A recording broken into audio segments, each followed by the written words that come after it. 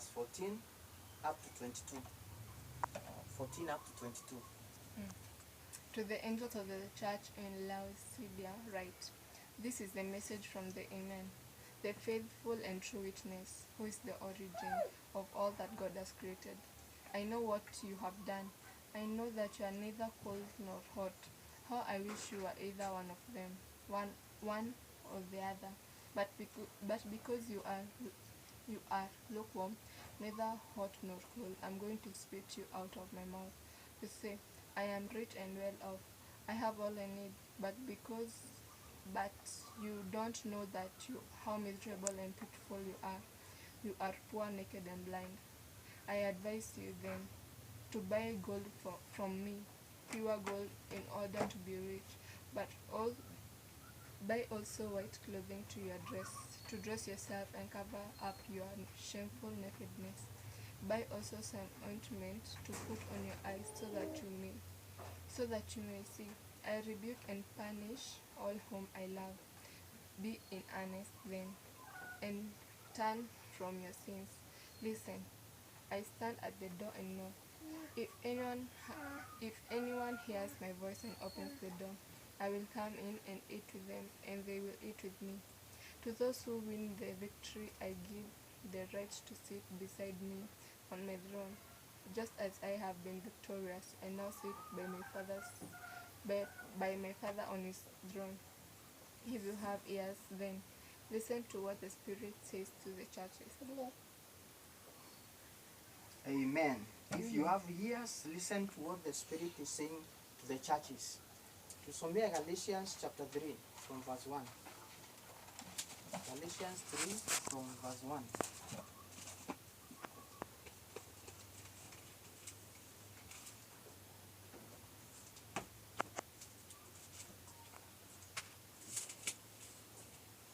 Galatians 3 from verse 1.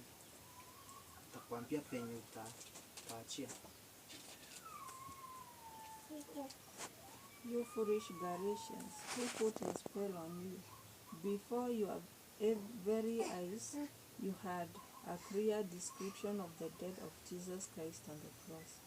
Tell me this one thing, did you receive God's Spirit by doing what the law requires, or by hearing the gospel and believing it? How can you be so foolish? You began by God's Spirit. Do you now want to finish by your own power? Did all your experience mean nothing at all? Surely it meant something. Does God give you the Spirit and work miracles among you because you do what the law requires, or because you hear the gospel and believe it? Consider the experience of Abraham, as the scriptures say. He believed God, and because of his faith, God accepted him as righteous. You should realize then that the real descendants of Abraham are people who have faith. The scripture predicts that God would put the Gentiles right with himself through faith. And so the scripture announced the good news to Abraham. Through you, God will bless the whole human race. Abraham believed and was blessed. So all who believe are blessed as he was.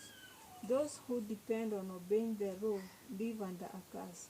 For the scripture says, whoever does not always obey everything that is written in the book of law is under God's curse. Now it is clear that no one is put right with God by means of law, because the scripture says, only the person who is put right with God through faith shall live.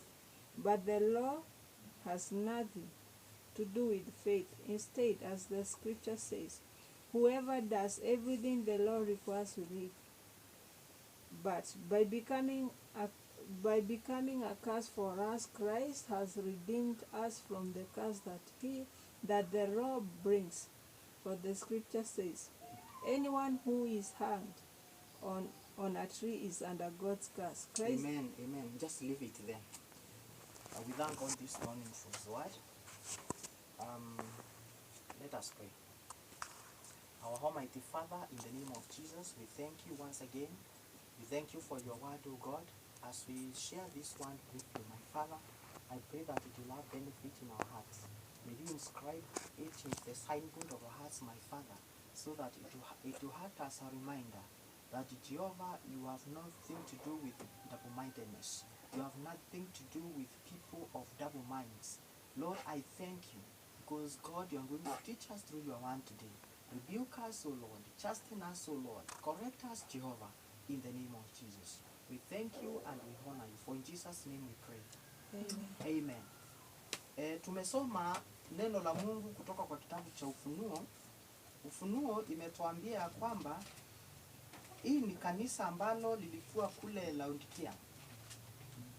Hili kanisa lilikuwa ni kanisa ambalo lilikuwa liko moto wala baridi. Ni kanisa ambalo lilikuwa lukewarm. Lukewarm, it means you are neither cold nor hot.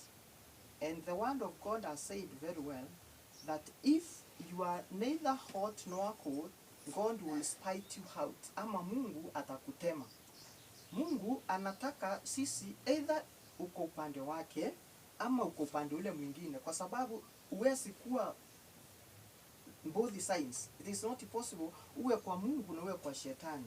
It is either you are on the devil's side or God's side. God never likes sharing. He says he never shares his glory. So kanisa ni sisi. Wewe na mimi, wewe mimi, zote tuko hapa, sisi ni kanisa. Kanisa sio ile dhehebu. Kanisa si dhehebu. Dhehebu ni denomination. Denomination hutengenezwa na binadamu kwa sababu ya malengo tofauti tofauti. Mtu anayeenda pale akosane na mchungaji anatoka kwa hiyo kanisa, anaenda anaanzisha dhehebu. Dhehebu denomination, anaenda anaanza kanisa yake. Kwa hivyo hii kanisa Mungu anaongea hapa juu yake ni sisi. Wewe binafsi. Anasema you either are hot or cold. You can never be two. So wakati mwingine sisi watu ambao tunamjua Mungu ama tunasema tunamjua Mungu, wakati mwingi wanga tunashangaza sana.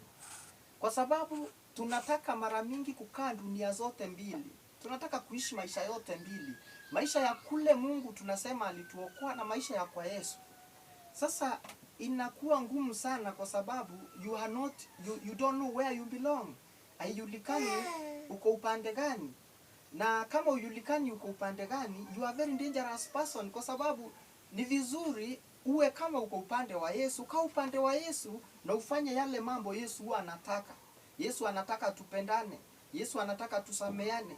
Yesu anataka tutembee kwa utakatifu. Yesu anataka tupeane, anataka tupende majirani zetu. Hivyo ndivyo Yesu anataka. Lakini sisi wengine tunataka kuwa upande kule, tunachukia jirani zetu, tunaongea maneno machafu, tunaongea vitu ambazo hatufai kuongea.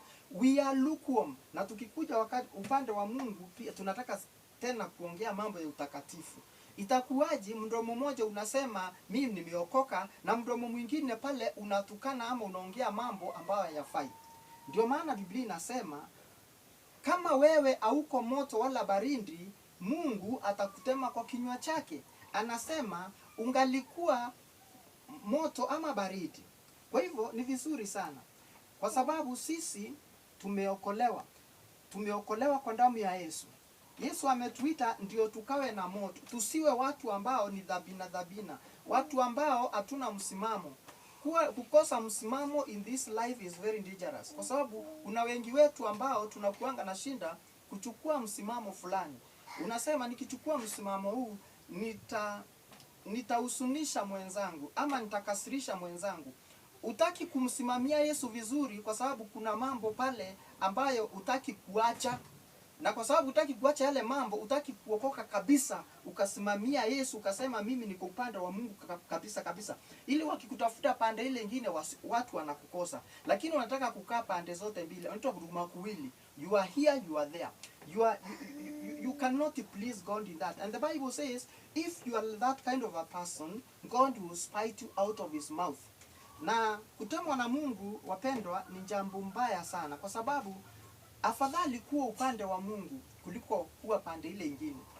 Na ndio maana Paulo aliwaandikia Wagalatia, hiyo tumesoma ya 3. Anawauliza, nyinyi wa Galatia, nani aliwaroga? Mnaanza na roho, mnamaliza kwa mwili. Kwa sababu wengi wetu tunakuanga na furaha sana wakati tunampokea Yesu katika maisha yetu, lakini within a very short time tunaanza kusukumwa na mawimbi na dhoruba za dunia hii, tunaanza kuwa tunatingizika. Kwa hiyo Biblia akauliza, nani aliwaroga nyinyi wa Galatia? Biblia inauliza, nani ameturoga sisi? Tunakuanga watu tuko na roho, lakini ndaka ile ingine tunaenda kuwa katika hali ya kimwili. Tunafanya mambo na kimwili. Bandala ya kumfuata huyo roho anatuambia tuwe na amani, tuwe na upendo, sisi tunaenda sasa tunaanza kujichanganya, tunaanza kufanya ile mambo inafanya na wale watu wengine kutoka kule Mungu alituokoa kwa neema yake. Kwa hivyo ndio Biblia Paulo akawauliza, mlirowa na nani nyinyi wa Galatia? Mwanze na roho na mmalizie kwa mwili. Wapendwa, kwa nini tuanze kwa roho alafu tumalizie kwa mwili? Kwa nini tunapea mwili nafasi mahali roho ambako anatawala? Kwa nini tusiruhusu roho wa Mungu atutawale kabisa? Atoe ule mwili, zile nguvu za mwili tunatumia, ule ushujaa tunafikiria tuko nao. Kwa kwamba mtu akitukana na sisi tunamtukana, tunamuonyesha hata tunajua kutukana zaidi. Mtu akiongea vibaya tunaenda kuongea naye vibaya, tunamuonyesha hata tunajua kuongea vibaya. Kwa nini ndugu? Kwa nini wapendwa?